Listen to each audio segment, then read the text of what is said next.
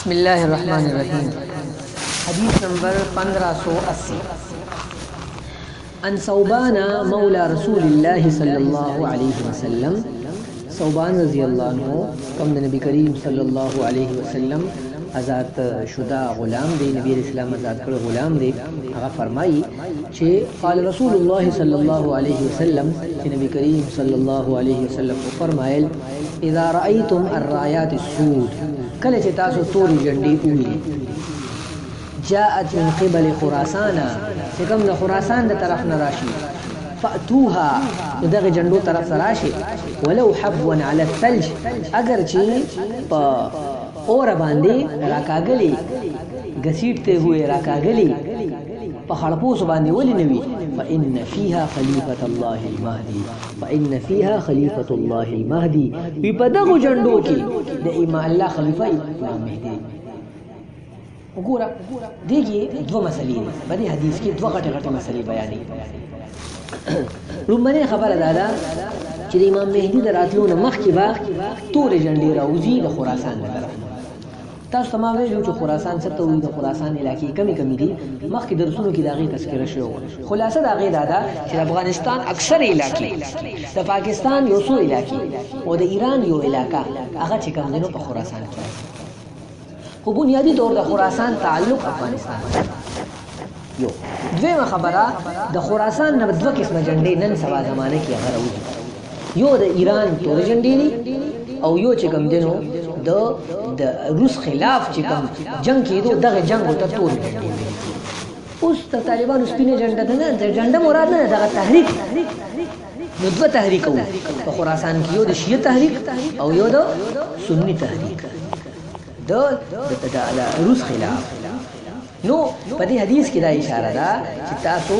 په د خراسان، د ځوان خراسان، چونکې د الله رب العالمین یعنی د انسانانو امتحان دی، نو هر چا به تورې جنډې کتل، هغې پسې به تلل، خو نه، مراد د تورې جنډې نه، دلته تورې جنډې نه حق تورې جنډې دي، باطلې تورې جنډې نه دي، چې کوم د الله د ذات مخالف دي، کم د رسولانو مخالف دي، کم د نبی علیہ السلام چې کم دنو مخالف دي، د امهات المؤمنین مخالف دي، دغه رنګې د صحابه کرامو د بد رد او کنځل او کفر چې په کم نه هغې لګوي، او دغه رنګې علي رضی الله عنه دغه مرتبه چې کوم دی هغې کې تنقیص کوي، او علي رضی الله عنه چې کوم دی خدای مرتبې ته رسوي، یا بعضو د رسول وایي وغیره وغیره. نو دا ټول د کفر خبرې دي. نو دغه تحریک دې سره نه دي ملګري کېدل، دا هم د خراسان نه راوچتېدونکي دي، د دې جنډه د دې نمایندګي هم توره جنډه کوي. نه، دغه تحریک نه، هغه تحریک چې کوم د خراسان د یو بلې علاقې نه راوچتېدونکي دي، او هغه تحریک چې هغه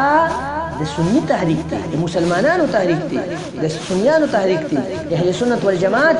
ډله ده، او هغې تورې جنډې دي، نو هغه تورو جنډو سره متعلق شي. یو دویمه خبره دا ده چې ولو حبوا على الثلج، اگر چې دومره سخت مخالفت وي، دومره سخت حالات وي چې هغه حالاتو کې تاسو په راکاګلي ځای نو هغې سره لاړ شئ. ورسره دا ده چې على الثلج یعنی په عام ځمکه باندې راکاګلي تلل اسان دي په مقابله د اوره کې، ځکه عام ځمکې زخم به زخمي شي، هغه بیا ټیکېږي، خو د اورې چې کوم زخم یې هغه نه ټیکېږي. یو عام سوځېدلي، یو د اورې سوځېدلي، نو اورې هغه زخم یې نه ټیکېږي، نو که دومره سخت تکلیف لري بیا هم لاړ شي. یا د دې مجازي معنی، دا مجازي معنی ده، یعنی غیر ظاهر. دویمه معنی دا ده چې په نن سبا زمانه کې تاسو ګورئ موسمونه بدلېږي، اوس یخني ده په مردان کې او یخني نشته، موسم خو د یخنۍ دی، او څادر ته واچوه، بنیر واچوه، بد باندې دی. یو څو کاله مخکې داسې وه نه. او امریکا کې، شمالي امریکا، جنوبي امریکا، جنوبي امریکا کې اور لګېدلی دی، کیلیفورنیا کې څومره په زرګونو خلک چې کوم دی پکې غیر دي، او بل طرف ته دومره اورې دي چې خلي دي، خلیدلي به دي خلک. دغه رنګې جزیرة العرب چې کوم دی نو هغه په ګرمۍ مشهور وو، اوس هغې کې دومره اوره په طایف کې چې دومره اوره دلته په تاریخ کې نه وه شوې. په مدینه منورې په لارو باندې اورې دي، هغه ځای چې کوم دی کوم مدینه چې هغه شاړه وه او مکه شاړه وه، غرونه وو، هغې کې الله رب العالمین چې کوم دی نو داسې عجیبه عجیبه یعنې بهارونه او داسې عجیبه عجیبه نیرونه هغه هلته بهېږي. نو دا هغه حدیث دی که نه چې قیامت به نه لري تر څو پورې چې دا عرب دا د دې کې به نیرونه او دې کې به چې کوم دي نو زرغونې کېږي. نو دغه حدیث دی چې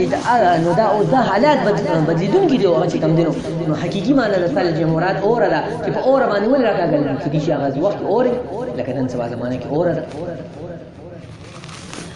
فإن فيها فا تعقيد بارزين فرلق دي بصيبة فورا إن حرف مشبه بالفعل ده سويدي دي كده حرف مشبه بالفعل ده صرف الرزي دا تحقیق د به کې اړو شک نشته هم دی کی بي فيها جار مجرور دا مقدم کړی دی په خلیفۃ الله باندې ها فإن فيها في جار مجرور دا خبر مقدم دی وغا اسم مؤخر دی فإن فيها خلیفۃ الله خلیفۃ الله دا مقدم کړی دی بچا باندې دا مؤخر کړی دی فيها باندې نو چې کله د حرف جار راشي چې دغه تاکید راځي حرف جار کې بیا فی یا نور د تاکید د پر راځي چې انحصار یې صرف حق د مهدی راوتل هغه په دغه تور جوړ کړیو دغه خبره ده چې په دې کې ګورا چې کله د حرف جار بیا مقدم کو په خلیفہ باندې نو دغه دویم تاکید دی او درې څلورمه خبره ده چې دا جمله اسمیه ده نو جمله اسمیه کې زیات تاکید په مقابله جمله فعلیه کې او بیا په دې جمله فعلیه باندې اسمیه باندې